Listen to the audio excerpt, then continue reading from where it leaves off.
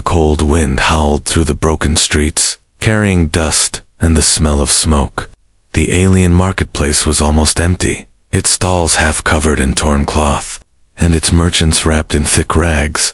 In the middle of it all, a pale alien woman walked slowly, her bare feet leaving faint marks in the dirt. Her hair, long and silvery, whipped around her face as she held her little girl close. The child's skin was pale blue, her cheeks sunken from hunger, her tiny hands clutching the corner of her mother's worn dress. They had not eaten properly in 3 days, only scraps the mother managed to find or beg. Every step was heavy, but she could not stop, not yet. She knew her daughter's strength was fading. Her eyes scanned the stalls, looking for anything that could keep the girl alive a little longer. And then she saw it, a small loaf of bread, warm from a nearby fire, its smell making her mouth ache. It was the first real food she had seen in days, but bread cost money, and she had none, not a single coin. The merchant, a thick-armed alien with rough scales, saw her looking. His eyes narrowed. "You have coin," he growled. She shook her head, pulling her daughter behind her. "Then keep walking," he said, turning away. The little girl's eyes stayed fixed on the bread, her lips parting as if she could taste it already. The mother's heart ached. She reached down and touched the only thing she had left worth anything, her own dress. It was old, but made from fine alien cloth, a piece she had kept from better days. She stepped forward, holding the fabric in her hands. "I will trade this," she said softly, her voice shaking.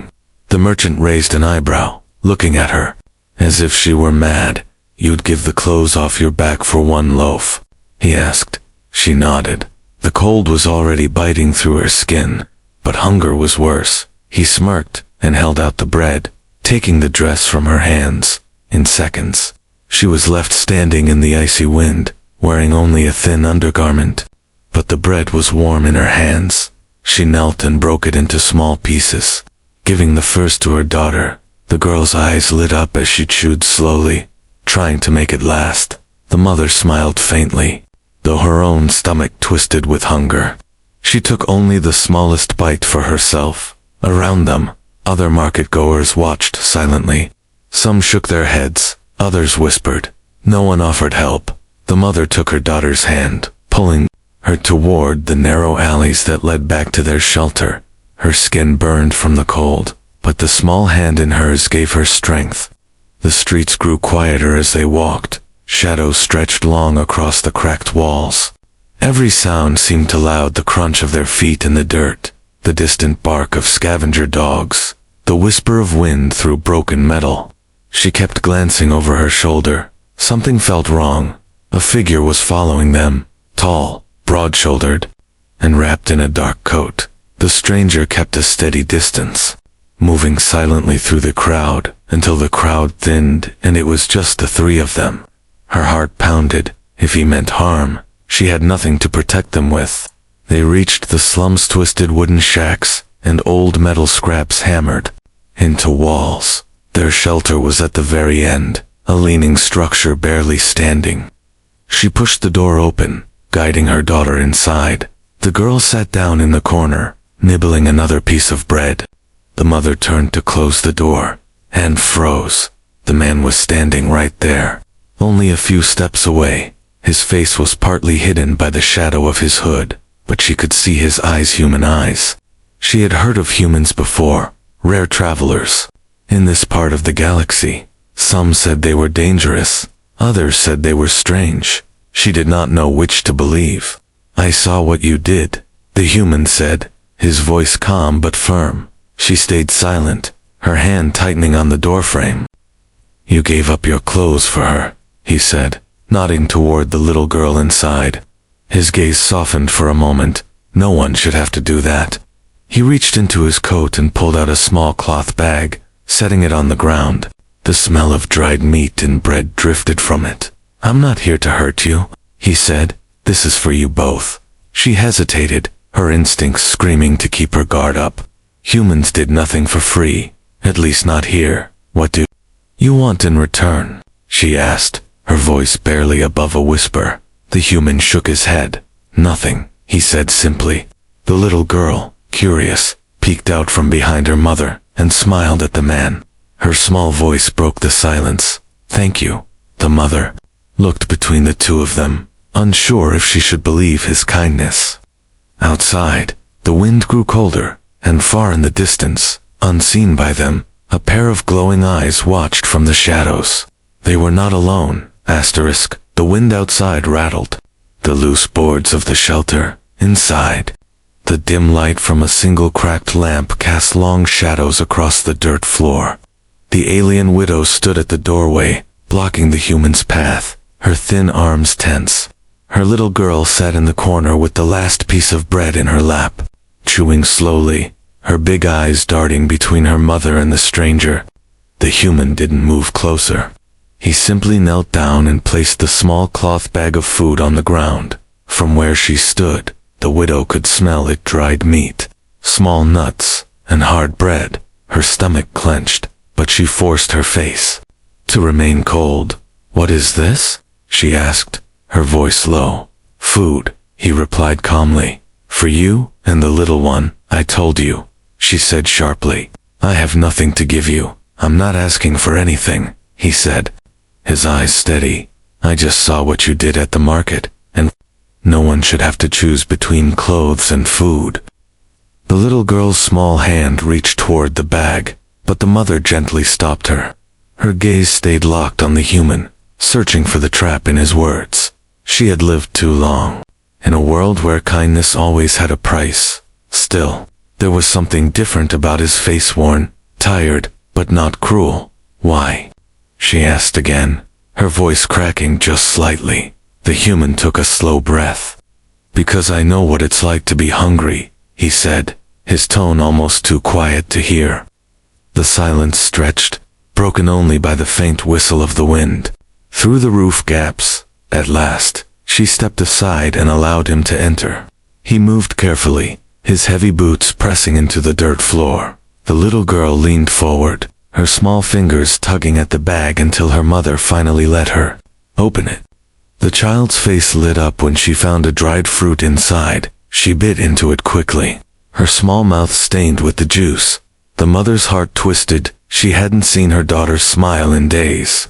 The human set his coat aside, and that's when the widow noticed the scars, long pale lines on his forearms, and a strange burn mark near his collarbone. These were not the marks of a merchant. They were the marks of someone who had fought and survived. Her suspicion deepened. What are you doing in this part of the city? She asked, her tone cautious. He shrugged slightly. Passing through, he said, and looking for someone. Her eyes narrowed. Who? His gaze flickered toward the door, as if checking the street before he spoke. Someone who might not want to be found. The words left an uneasy weight in the room. The little girl had stopped eating, sensing the tension between them. The widow pulled her daughter close, her mind already running through ways to protect her. Before she could speak again, the human's eyes moved to the walls. She followed his gaze and saw what he was staring at. The claw marks. They ran deep into the wood and metal, some fresh, some faded. You've had trouble here, he said quietly. She didn't answer, but her silence was enough. His voice dropped lower. Those aren't from any street thieves. She looked away, holding her daughter tighter. They come at night, she admitted, always looking for the weak, the starving. My husband, her voice broke, and she stopped. I know what hunts here, the human said, his voice firm now. And you shouldn't stay in this shack another night. The widow's instinct was to push him away, to keep her walls up. But the truth was, she had no plan, no safe place to go. Her child's breathing was slow against her chest, her small body tired from hunger and cold. Why are you telling me this? She asked. Because those things, they don't care who you are, he said, and tonight feels like a hunting night. The sound came then faint at first, but sharp enough to slice through the air, a scraping noise outside the wall. The little girl's eyes widened, and she buried her face against her mother. The human's head snapped toward the door. He stood, pulling something from the inside of his coat, a weapon. old but well kept. He moved to the door and pressed his back against it. "Stay behind me," he said, his voice low but steady. The widow's breath quickened. She knew the sound. The beasts had found them. She felt the cold creep deeper into her bones, but this time it wasn't from the wind. Outside, another scrape, followed by a low growl. The human's grip tightened on his weapon, his eyes narrowing. "You've got a way out?" he asked without turning his head. She shook her head slowly. "Then," he said, "we stand here and make sure they don't get in." The little girl whimpered, clutching the small piece of fruit in her hand as if it could keep her safe. The shadows in the room seemed to grow darker. Every sound outside felt closer, heavier. The widow moved to stand beside the human, her thin hands trembling but ready to protect her child. For a moment, their eyes met, two strangers in a dying world, about to face the same danger. The human gave her the faintest nod, and then, with a sudden crash, the wall behind them shook. The hunt had begun. The shelter seemed smaller now, as if the darkness outside was pressing against its thin walls. The scraping noise returned, slower this time, deliberate, like claws being dragged across metal. The little girl whimpered softly, hiding her face. In her mother's arms, the widow held her close, her eyes fixed on the human who stood at the door, weapon ready. He didn't speak, but every muscle in his body was tense. The faint glow of the cracked lamp flickered, casting moving shadows across his face. A sudden thump shook the side of the shack, dust falling from the roof. The widow flinched, but the human didn't move. His eyes darted toward the source of the sound. "That's one," he said quietly, "but they never hunt alone." The widow's grip on her daughter tightened, her breath short. She remembered the last time the beasts came, how their glowing eyes appeared first, just before her husband. She stopped the thought before it could finish. Another thump, this time from the opposite wall. The human turned his head slightly, his weapon following the sound. He looked over his shoulder at her. "Where's the back exit?" "There isn't." "One," she whispered. His jaw tightened. "Then we make one." Before she could ask what he meant, the growl came deep, rattling, and too close. The little girl gasped, and the human raised his weapon toward the corner of the wall. The sound of scratching grew louder, like something was tearing through wood and metal. The widow stepped back, pulling her daughter with her. Her eyes darted to the walls, counting the claw marks, realizing some of them were fresh. The beasts had been here recently, testing the place, and now they were coming for real. The human stepped forward slowly, his boots silent on the dirt floor. He crouched and peered through a small crack. For a moment, his face was still. Then he muttered, "Two of them, no. Three." The widow's heart pounded so loudly, she thought the creatures could hear it. Her daughter clung tighter, whispering, "Mama, I'm scared." "I know," she said softly, "I know." The human turned back to them. "When I say, run, you take her and go out the front." But she began. "No time." He cut her off, his eyes hard. "They're trying to corner us." The scratching turned into a sharp, splintering crack. A section of wood broke inward, and through it came the first glint of yellow eyes. The widow froze, her body torn between fear and the instinct to protect. The human moved fast, raising his weapon and firing once. The sound was deafening in the small space. A screech ripped through the night, followed by the thud of something hitting the ground outside. "Move," he barked, grabbing the door and shoving it open. The widow held her daughter and stumbled into the icy night. Her bare feet sank into the dirt, sharp pebbles biting her skin. She could hear the human behind her, his steps heavy but controlled. Another growl erupted from the shadows. This one, closer, faster. A shape darted past the edge of her vision, too quick to fully see. The human fired again, the flash lighting up his face for a split second. It was enough for her to see the beast's long limbs, a hunched back, and teeth like knives. They ran, weaving through the narrow slum paths. The little girl's breath was ragged against her chest. The human stayed just behind them, his weapon aimed at every movement in the dark. "This way," the widow gasped, turning down a narrow alley, but as soon as they entered, she realized her mistake. The path ended in a wall. The growls came from both sides now, echoing off the metal and stone. The human stepped in front of them, blocking the alley's mouth. The beast's shadows shifted, their glowing eyes multiplying. He adjusted his stance, his voice calm but low. "Stay behind me no matter what." The widow pressed her daughter's face into her shoulder, trying to shield her from the sight. The first beast lunged into the light, its claws scraping the ground. The human fired, the blast tearing into its chest, sending it sprawling. But before it hit the ground, another leaped over its body. The human barely had time to fire again. The second beast fell, screeching, but the third was already rushing in. The widow didn't think. She grabbed a loose metal pipe from the ground and swung with all her strength. The blow landed against the beast's side, making it stumble. The human finished it with a single shot. Silence fell, except for the sound of their breathing. The air stank of blood and smoke. The human lowered his weapon, scanning the shadows for movement. "There'll be more," he said. "We can't stay here." The widow nodded, still holding the pipe, her arms shaking. Her daughter stirred, peeking out from her shoulder. "Are they gone?" she whispered. "For now," the human answered, his eyes still on the dark. He turned to the widow. "You know a place nearby, somewhere they won't track us." She hesitated. There was one place, but it was dangerous in its own way. Her voice was barely a whisper. "The old water tunnels." The human nodded once. "Then we go there," he said. He took the lead, moving swiftly down the alley and back into the maze of slum streets. The widow followed, clutching her child, her eyes darting to every shadow. The wind cut through her thin clothes, but fear kept her moving. Somewhere in the distance, the growl returned. It was softer now, almost curious.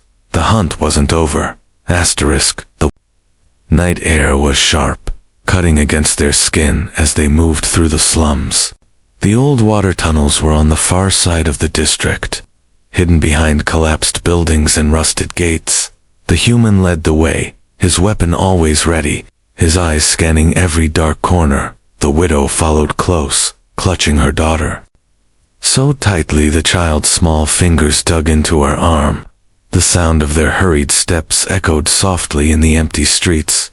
But beneath those footsteps, there was something else, a faint scrape, a low growl, always behind them, always just out of sight. The human stopped suddenly, raising his hand. The widow froze, her breath caught in her throat. From the shadows, two glowing eyes appeared, unblinking, watching. "They're tracking us," he said quietly. The widow's heart pounded.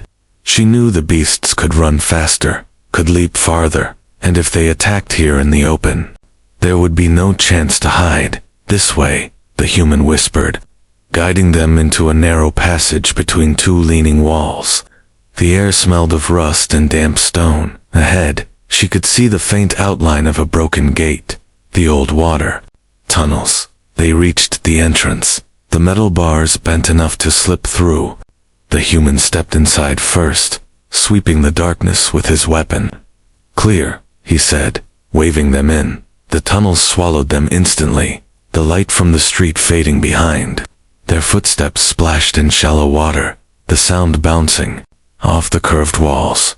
The widow's eyes struggled to adjust, but the human moved with practiced ease. "We'll rest here for a moment," he said, kneeling to check his weapon. The little girl sat on a dry ledge, her legs swinging tiredly, her head resting against her mother's side. For a brief moment, it almost felt safe. But then, from somewhere deep in the tunnels, came a sound that froze her blood, a slow, wet breathing, echoing through the stone. The human's head snapped up. "That's not wind," he muttered. He stood, motioning for them to move further in. The widow hesitated. "But deeper means darker," she whispered. "Deeper means walls between us and the streets," he replied. "Out there, they can surround us here. They come from one direction." Before she could respond, the breathing grew louder, joined by a sharp clicking noise. The human's grip tightened on his weapon, his stance shifting. "They're here," he said. The first shadow moved fast, too fast for her eyes to follow. A beast lunged into the edge of the dim light, its claws scraping sparks off the tunnel floor. The human fired instantly, the shot booming in the confined space. The beast dropped, thrashing, but two more shapes moved in behind it. The widow pushed her daughter against the wall, shielding her with her own body. One of the beasts leaped for the human, forcing him to roll aside as its claws tore through the air where he had stood. He fired again, hitting it in the side, but the third beast was already closing in. Its glowing eyes locked on the widow. She grabbed a loose stone from the tunnel floor and hurled it with all her strength. It hit the beast's jaw, making it recoil with a snarl.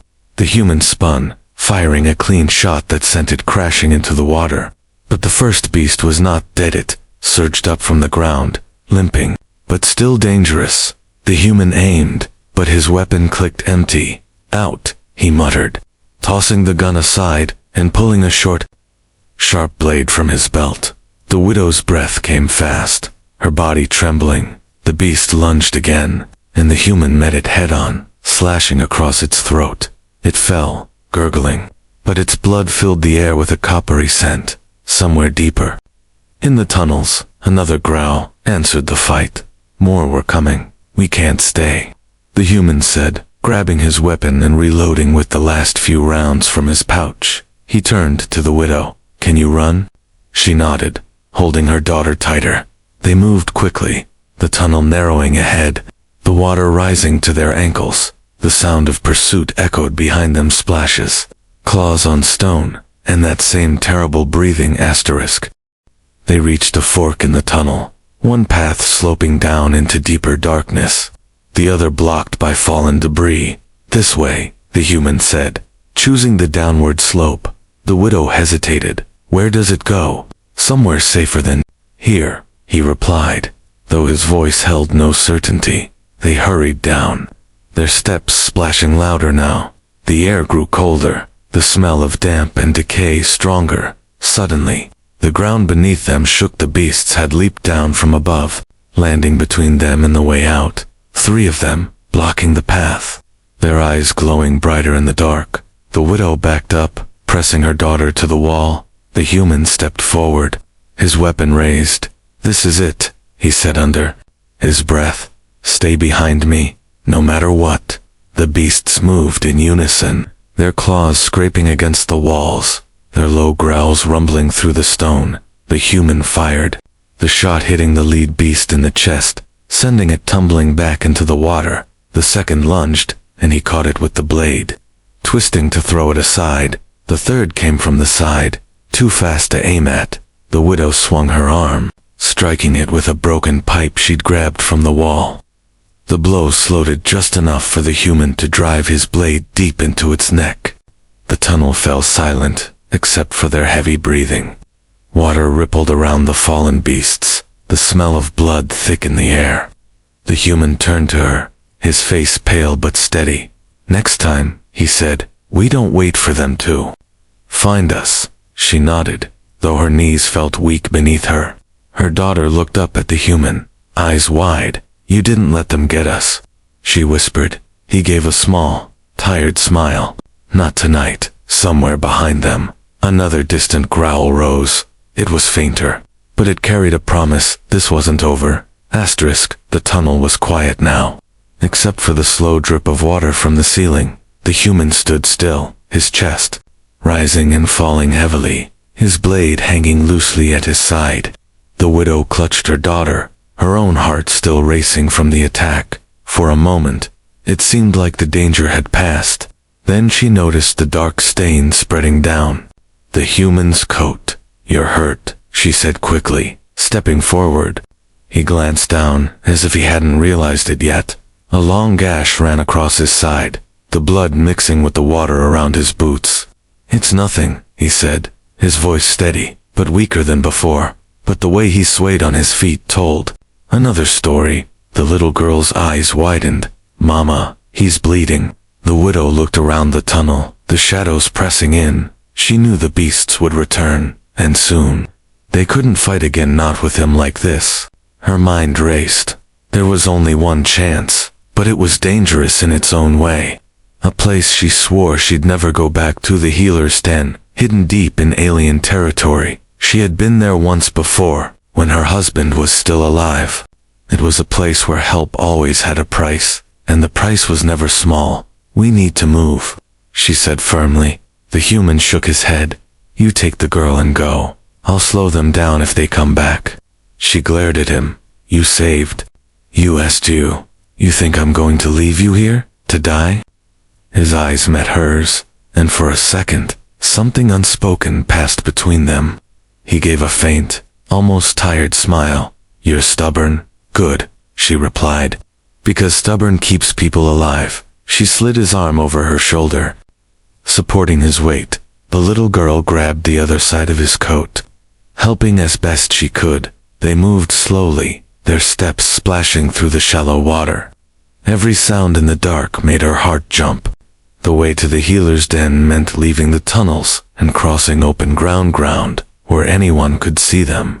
Friend or enemy, when they finally reached the tunnel exit, the cold night air hit them hard.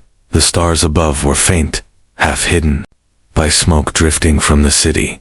The human's breathing was rough now, each step heavier than the last. "Just a little further," she told him, though she wasn't sure if she was saying it for him or for herself. The healer's den was at the edge of the old trade quarter, past streets where no law held power. As they walked, shadowy figures watched from doorways. Some whispered, some laughed quietly.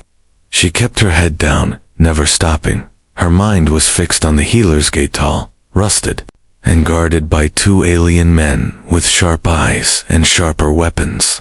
When they reached it, one of the guards stepped forward, blocking their path. "No entry without payment," he said, his voice cold. The widow tightened her grip on the human's arm. "He's dying, let us through." The guard's eyes moved over them slowly, lingering on the human. "A human," he said with a smirk. "Not worth the effort." The other guard chuckled. "And what will you pay, widow?"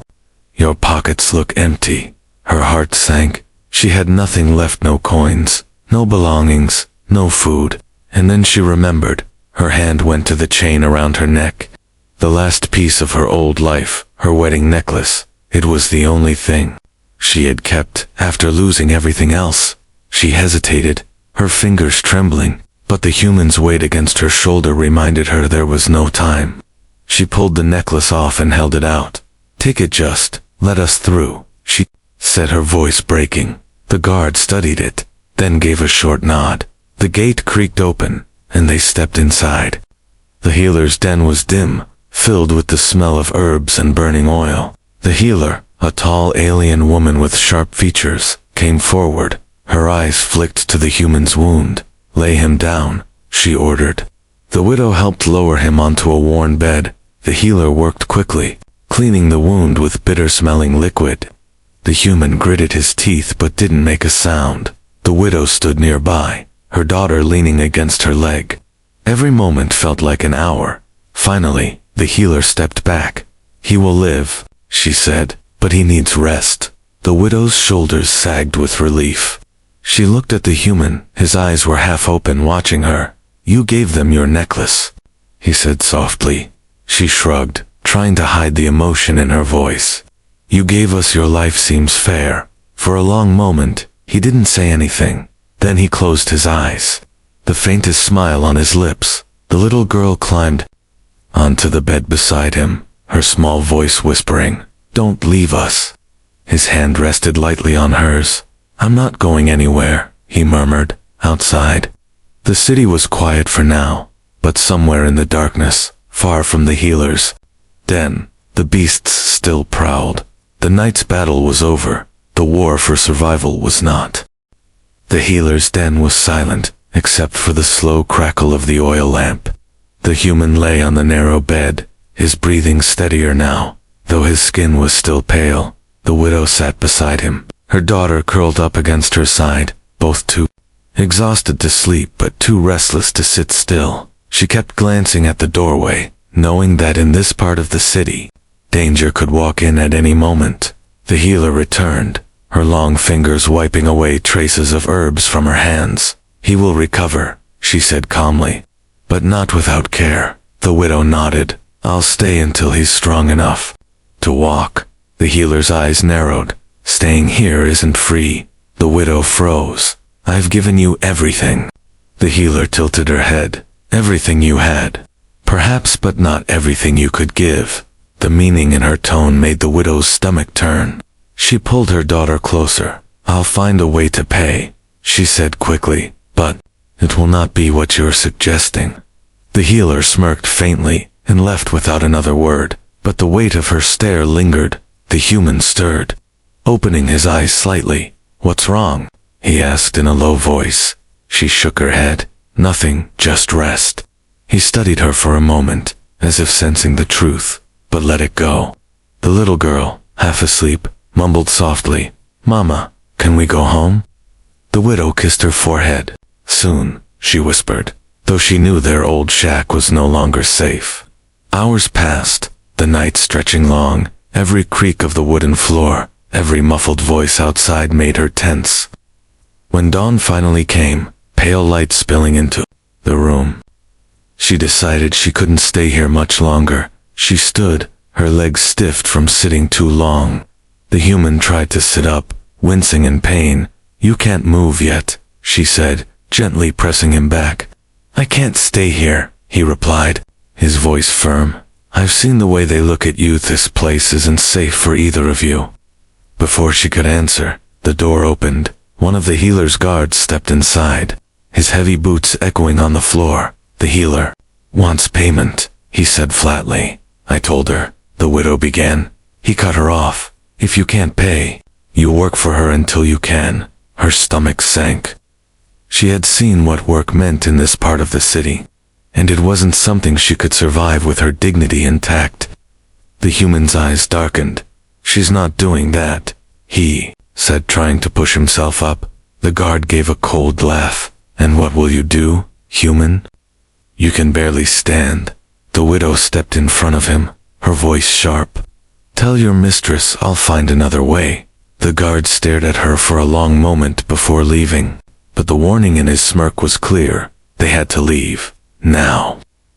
With the human's arm over her shoulder and the little girl holding tightly to his other side, they slipped out through the healer's back entrance. The streets were waking merchants, setting up stalls, scavengers searching for scraps, shadows still lingering in alleyways. Every step was slow, careful, the human leaning on her more than he would admit. They reached a quieter part of the district, where the buildings leaned like tired giants and the air smelled faintly of smoke and old rain. They stopped to rest near an abandoned fountain. The stone cracked and filled with rainwater. The widow crouched to let her daughter drink, while the human sat on the edge. "You didn't have to give them your necklace," he said quietly. She looked at him. "You didn't have to save us from the beasts." His lips curved into a faint smile. "Guess we're even then." But she shook her head. "No, we're not, because, without you, we'd both be dead by now." The little girl climbed onto the human's lap, her tiny hands touching the bandages under his coat. "You're warm," she said softly, "like Papa was." The human's gaze flickered to the widow, but she looked away quickly. For a moment, there was only the sound of the wind moving through the broken streets. They couldn't stay here either. The beasts roamed at night, and the healer's people would look for them by day. The human broke the silence. "There's a way out of the city," she frowned. "The gates are guarded. No one leaves without paying." "Not through the gates," he said. "Through the old freight tunnels under the rail yard." She hesitated. "And where would we go?" He looked at her with a seriousness that made her chest tighten. "Somewhere they can't touch you or her." Before she could answer, a sound carried through the air, a distant guttural growl. Her blood ran cold. The beasts were hunting. In daylight, that had never happened before. The human stood, slower than before, but with determination in his eyes. "Looks like we move now," he said. She nodded, taking her daughter's hand. The three of them began walking toward the edge of the district.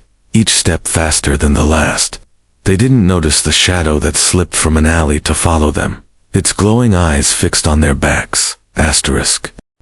The narrow streets twisted like a maze. The widow gripped her daughter's hand tightly, while keeping close to the human's side. His steps were uneven but steady, his eyes scanning every shadow behind them. The faint scrape of claws echoed a sound she could never mistake. The beasts were still following, and if they were hunting in daylight, it meant they were desperate, hungry, and reckless. The human led them through a back lane littered with broken crates and rusted pipes. "This way," he said, pointing to a half-collapsed building. Inside, the air was damp and heavy. The floor sloped downward, revealing a dark tunnel at the far end. "This is the old freight tunnel," he explained. "Once we get through, we're outside the city walls." The widow's stomach tightened. "And after that?" He gave a faint smile. "After that, we find somewhere no one knows us." They entered the tunnel, the sound of dripping water echoing off the walls. The light faded quickly, forcing them to rely on touch and memory. The little girl clung to her mother's side, her small feet splashing in the shallow water that ran along the floor. The human kept his weapon in hand, every muscle tense. The further they went, the more the air smelled of wet stone and old metal. Then, from behind, the growl came again, louder now.